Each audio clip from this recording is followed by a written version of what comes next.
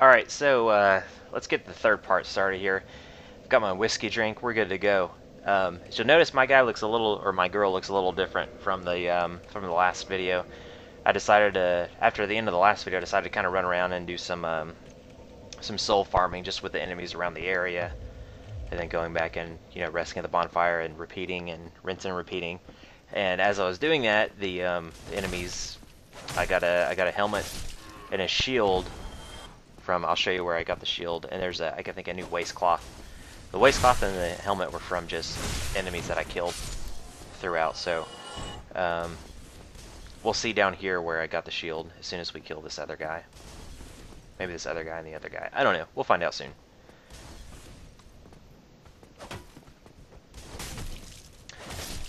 Okay, so you get rid of that guy, and then you'll probably aggro the other guy who's down there. But this is where I got the shield. Like, go through that door, and that dead body right there is where you get the shield, as I show you there. So we'll make quick work of this guy, and he's done. I also went back to Firelink Shrine, and in the previous video I told you about the miracle. I went ahead and spent the souls and bought the new miracle, which you'll see the talisman that I got there. You also want to buy that from the guy that you buy the miracle from, Patrice, or whatever his name is, and that allows you to use the miracle. Now, with the heal miracle, you will need a faith of at least 12 to use, I believe. Yeah, 12. And for my deprived character, I had like base stats of 11, so I just had to spend my remaining souls to level up once in my faith to be able to use it, which after you equip the talisman in your other hand, you can just hit the left or hit the right, or depending on left or right on the D-pad or left on the D-pad, depending on which slot you equip the talisman in. And you just, it's a quick switch to that talisman, and you hit the right bumper or left bumper or R1 or L1 to use said talisman to use the miracle. And yeah, there you go. In the next part in the video, I'm going to show you how to get to the merchant that's here. And you're going to see me, again, totally just do awful. I'm having issues with the auto lock on. It's switching back and forth when I don't want it to, but it's a necessary evil for a good portion of the game, and I'm just, yeah, oh my gosh, oh, that was close. You got to know when to hold them and know when to fold them. So I will run away and heal and go back and destroy them. These guys are a bunch of assholes too.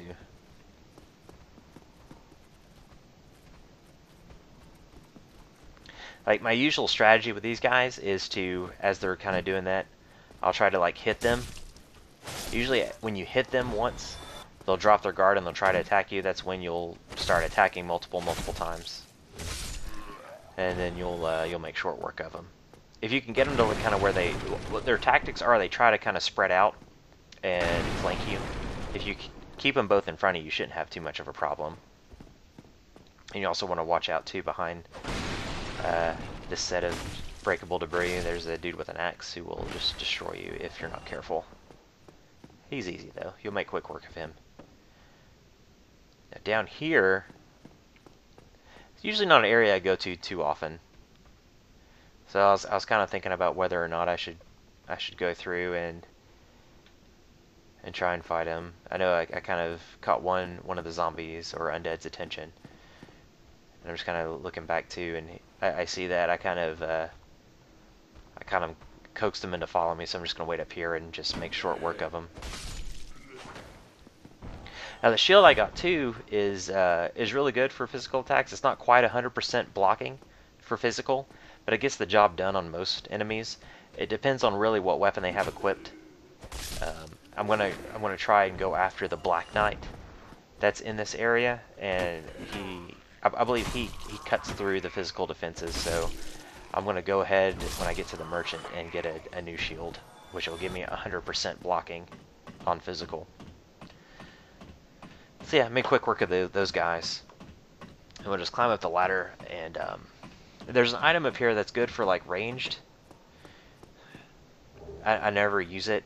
Throwing knives, I never really use it. Here's a quick tip too on ladders that are long. If you just hit the action button, you'll do a badass slide down the ladder like that.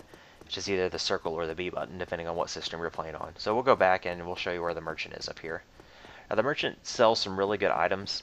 I got the master key as my gift when I started out, so I don't really need the key that he sells, but if you did not get the master key, he sells that, and you definitely need to pick that up if you haven't done so. It's not too expensive. So he also sells your first bow that you can get, and arrows, which is important for getting the Drake sword, which we'll do later in like the next video or two.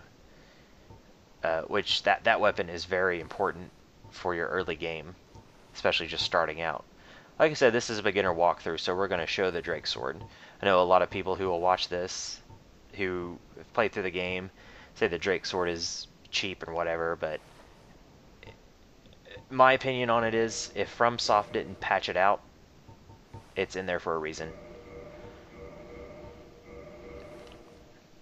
And I'm going to go ahead and buy a new set of armor here as well, so I can get some protection on my character. Now you may not really need that, depending on what class you pick at the beginning, because every other class besides the Deprived class starts with a nice set of gear. Deprived doesn't start with anything. So we're going to equip everything. And one thing you want to watch out too is your equipment load. I'm going to kind of look at that a little bit. And I say bare minimum, you want to stay at half or less than half of your equipment load, so you can like move quick and do your dodge rolls and stuff. Not 100% necessary, but it definitely helps. See, I can still do my rolls and stuff, so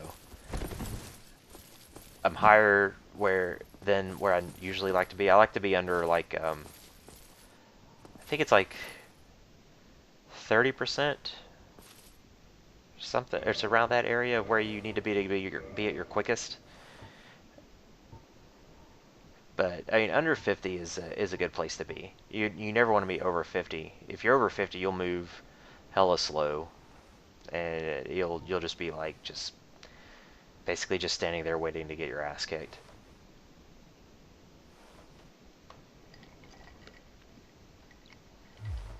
Oh, that's good whiskey drink. All right. Ow. So I think I'm gonna go ahead and buy like a bow from him to go ahead and spend the rest of my souls, because I know that I'm probably gonna die at some point, but I'm not gonna like state that I'm the best Dark Souls player ever. But I try to be smart in how I'm playing, using like your souls when you have them, in the off chance that you can't get back and pick up your body when you die. Time. Go and fall off a And usually when you die, it's because of a stupid mistake. Ow. I hope you... So it makes getting back to your body a lot easier. It's usually just you die more often getting to the boss than actually at the boss, for the most part. So I tend to think that it's a lot easier to get back to Thank you. your souls when you drop them, but just in case, we'll go ahead and just spin what we got.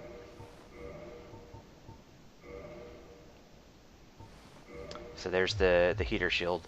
That'll give me 100% physical resistance towards any sort of physical attack that I'm taking. So if I'm blocking it, I won't take any damage, as long as I have the stamina to block it.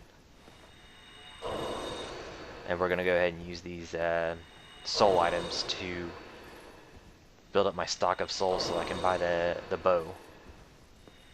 And the bow's, like I said before, the bow is very important for ranged attacks in pulling single enemies from groups of enemies, and for getting the Drake sword.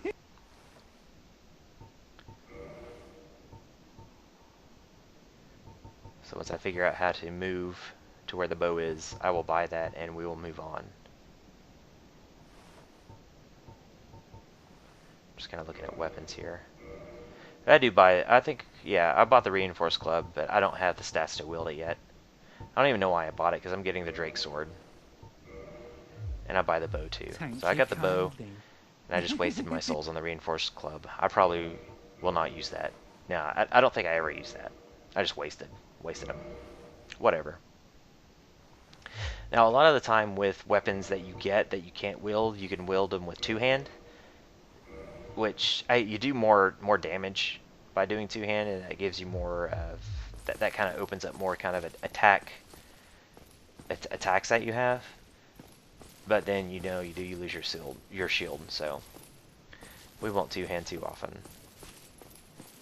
So we're just gonna go back up here to the bonfire. We're gonna rest, and we'll continue on towards the Black Knight and towards the first boss onto the next video. Alright, thank you guys for watching.